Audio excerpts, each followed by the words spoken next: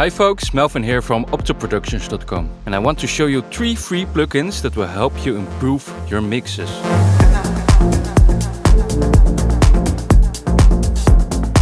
Alright, so the funny thing is that I'm not talking about the next best compressor or EQ plugin. I'm talking about plugins that will help you visualize the mixing process. And it's actually not only useful while mixing, but also when designing your own sounds or during the arrangement phase. Now, the first plugin I want to talk about is Voxengo Span. And this is a free spectrum analyzer plugin with a built-in correlation meter. Now, I know that Ableton has its own built-in spectrum analyzer, but the main disadvantage about Ableton plugins is that you can't float the plugin window. So when I select another track, the plugin is gone. And this is not true for external plugins, providing you have one option ticked in the preferences menu. And that's if you go to the plugin tab.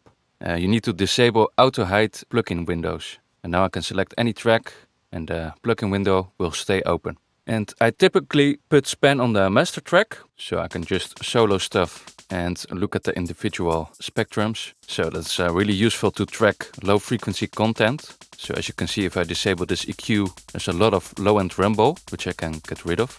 Or you can track really high frequencies that are really hard to hear. Now, I really like the default settings of this plugin, but you can modify the window in various ways. So for example, you can play around with the average time, so it responds faster or slower, which is useful for mastering. But you can also change the range, so the frequency range. We can change the level range, but typically the default settings are fine for that. You can also change the resolution right here. So really high resolutions are really taxing for your CPU. It's not even playing. But one useful function is the second spectrum. We can basically apply different averaging factors. So we can combine real-time averaging with real-time maximum. And this is basically the peaks of the signal. And this works just like in Ableton. If you take a look at the level meters, the bright green indicates the average signal level and the dark green are the peaks. So that's really useful to look at, but you can also enable max and then it just holds the peaks forever. So play around with that. But I do advise you to keep these settings consistent though, as it's like changing your mouse sensitivity. It takes a while to get used to. And a main advantage of the spectrum analyzer is that you can compare your own tracks to reference tracks. So you can easily see missing or abundant frequency areas. And one thing you will realize is that most tracks actually have a flat frequency response. And that's because there's a small slope built in right here, which is set to 4.5 decibels per octave. So if we play some white noise, for example, you can easily see this.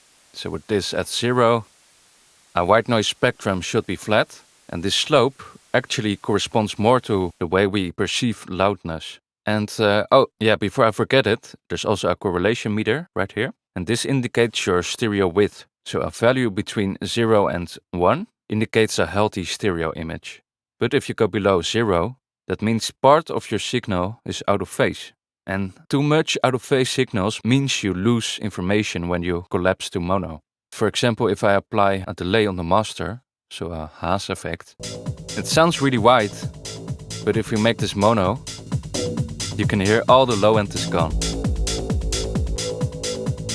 So yeah, a really powerful plugin overall. But of course, don't get obsessed if your track doesn't line up exactly with your references. It's just an indication to get you in the ballpark. Right, up next, we've got Waveobserber by Press Play. And this is an oscilloscope plugin. And I use it all the time to check the length of my kick and bass sounds.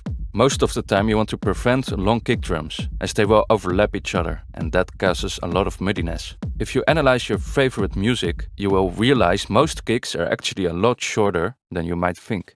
But it's also useful when working on synth sounds. For example, if I take analog, change the duration, and we can also enable waveform mode. Now it basically freezes the display. Now you can see where those wave shapes come from. So a saw, square, sine, or noise. And you can also really easily see clipping, for example. You can see that it turns a sine into a square wave. So very helpful to learn what's going on. And also when creating your own kick drums, you can easily see the transient, because sometimes a kick can be really clicky. And then you see a huge spike over here, which you need to tame with compression or limiting.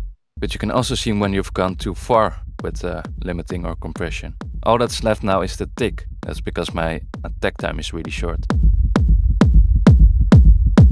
So if you're still trying to understand compression, this is a really useful tool to have a look at. Alright, moving on to the third and final plugin. And this is the Youlean Loudness meter. You probably know that most streaming platforms use loudness normalization. And this prevents you from having to change your monitoring levels all the time. Spotify normalizes at -14 LUFS by default. Just like YouTube, while Apple Music now normalizes at -16 LUFS. Cubase and Logic have built-in loudness meters, but not all DAWs have this feature built in. A loudness meter may seem intimidating at first, because of all of those numbers, but there are basically only two numbers we need to focus on. And that's the integrated loudness, right here. And this is what all streaming platforms take into account. And then there's the true peak value right here. And this is the maximum digital output level. Integrated loudness is measured over the entire duration of the song. Short-term loudness is a measurement that lasts for the past 3 seconds. So right now I'm in a loop, so it's pretty consistent. But for example, if I mute the kick now, you can see the short-term drops immediately, but the integrated takes a while. And we can also zoom in or zoom out to view the average drop in level. And if you take a look at the true peak meter, you can actually see that even though I've got my limiter set to -1 decibels, it's still going over that. And this means the limiter in Ableton isn't a true brick wall limiter, because it doesn't take into account intersample peaks. And just like you can see on the peak meter in Ableton, it's not corresponding. So yeah, not all meters can be trusted, but you can depend on this one. Spotify, YouTube and Apple Music recommend keeping your ceiling at -1 decibels to prevent clipping when converting to MP3 or AAC. But other than that, just play your song in the loudest part, like the chorus or the drop, and have a look at the integrated time. And you will also notice that when I stop the transport and I play again, the meter resets. But if you want, you can turn this off by clicking on the auto button. So now, if I stop and press play again, it won't reset. But you can reset manually by clicking right here. But right now we're at -13.5 LUFS, perfect for Spotify. But of course, this is just the loudest part of my track. So when you're done mixing or mastering your track, have a final playthrough of the entire song and see where it ends up at. Because quiet intros or breakdowns impact the integrated range a lot. And the trick is actually to make use of these dynamics. Since the integrated LUFS value is measured over the entire track, you can actually go above -14 for certain parts of the song. For example, my drop might be at -12, while the break or the intro is at -16. Yet it still averages out at -14. And this means your music will sound a lot punchier, dynamic, and it can even sound louder than overly compressed, flat mixes. So there's absolutely no reason to make your track any louder than this. But if for some reason you want to, this is the plugin to check that.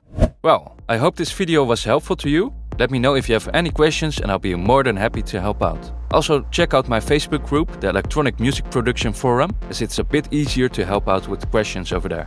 Alright, I'll see you all next week with another tutorial.